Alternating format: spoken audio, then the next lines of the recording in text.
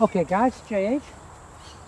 Welcome to Practice Here. Okay guys, today it's just basically, I just want to talk to you guys about something. Okay, now there's been a lot happening in the last, couple of weeks, and a lot of things that I'm changing in my swing. But I think I should have said this some time back. Guys, what I'm doing is I'm going down the road of evolving the swing and looking at every possible option of improving the golf swing. But that's my experimentation. And I'm evolving into it in sequence. So I can do it with proficiency because I'm evolving into it. But what I think has happened is that all this stuff's going on. People that have had the basic channel lock and are hitting it okay with that and becoming proficient and au fait with the basics have been getting, just lassoed into all this changes. Guys, I don't want you guys to do this. I'm just showing you what I'm doing. What I want you guys to do is just go on with your base stuff. Get proficient with that. I liken the example here, or the analogy of what we should be doing here. Having been around the martial arts game my whole life, guys, when you're graded in martial arts, you start out with a white belt, and then you go to a yellow, a green, a brown, a black, and a red, or a black with red tips. But you don't go on to those other belts until you understand, and you're given the understanding of the extra skills you need to go up to get your next grading belt. And the sensei is the guy that passes that on to you. He's got all that ability. Now, you couldn't do the moves that he does when you're a white belt. If he's sparring, you couldn't do his moves because you're not proficient. He can because he knows it. And I would liken myself on this occasion, guys, to the sensei of which is the grand instructor of the channel lock instruction.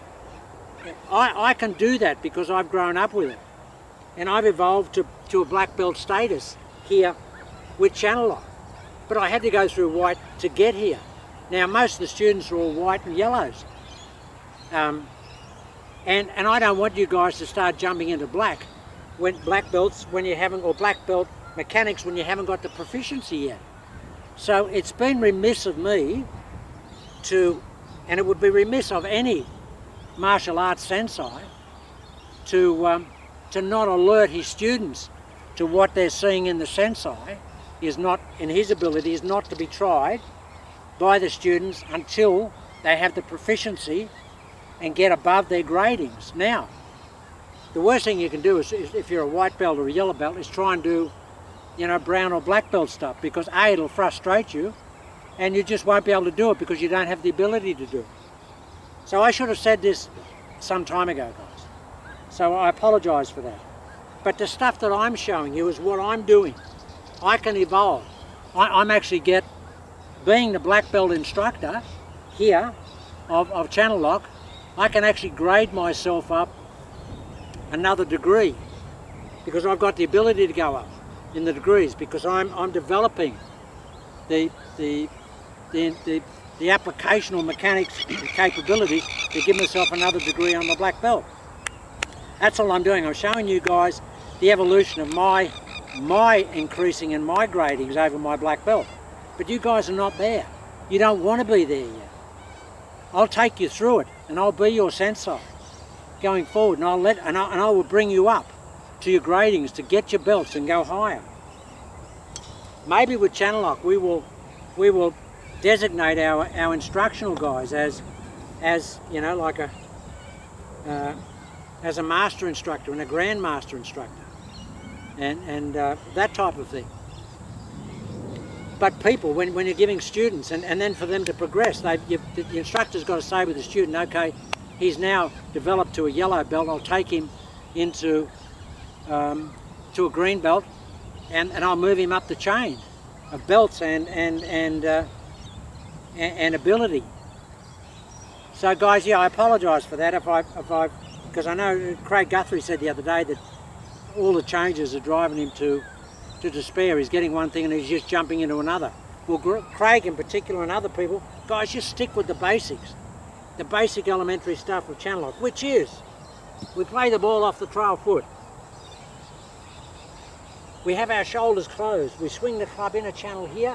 We keep the shoulders closed. We keep looking over here to 5 o'clock nose, and we fire the club across the target line out there, and we release the face towards the target. That's basic channel lock, guys. Get that down pat first. Once you've got that, you can then progress to some of the other stuff that I've got.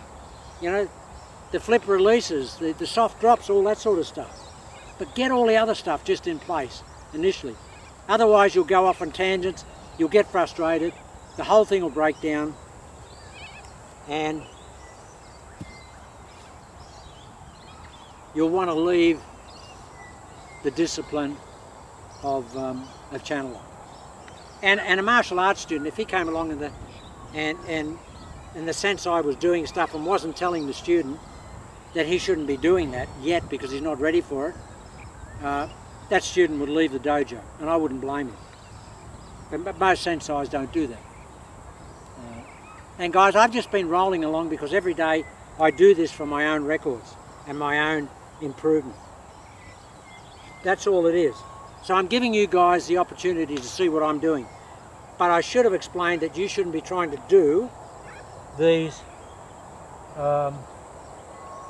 increased or upper level processes that I'm doing. You shouldn't be doing that. Having said that, the video today goes shorter to get longer. I think even with the base principles, guys, you can grip the golf club down because that's not going to affect your mechanics. All it'll do is improve your swing balance, stability, and general efficiencies. That's all that'll do. So you can do that with your base mechanics. But guys, I apologise to everyone if I've just been going along and then just portraying an image that suggests that you guys should be trying all this new stuff that I'm doing. I'm doing it because I'm evolving the golf swing, and I want to get it to the stage where what is not the ultimate in the protocol will not get used. But while there's an opportunity and a potential for something else to be better, then I'm going to look for it. Having said all that, got 4 on here, guys. Let's just see the black belt. And if I'm not a black belt now in channel lock, guys, then I shouldn't be in front of this camera.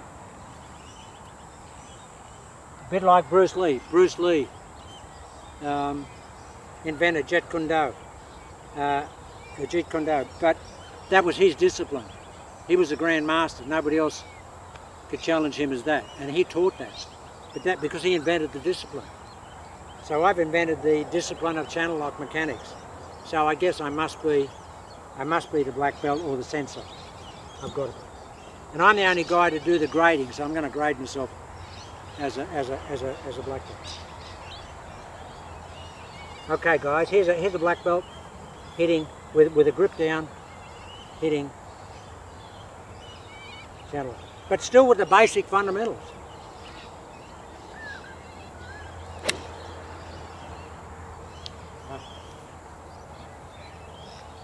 Okay, now the thing that I'm working on, and I keep dropping it out of my discipline, is my 2019 tempo. Just got to think about that all the time. 2019 tempo.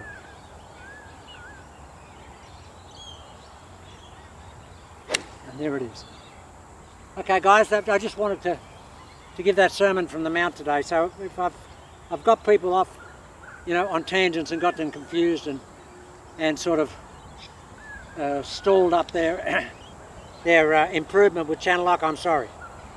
But just stick to the basics.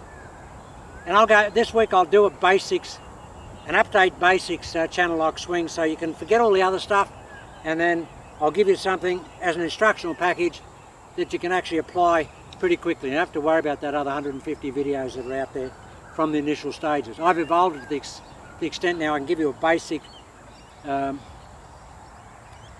amount of protocols now that you can just apply, and I'll do that during the week.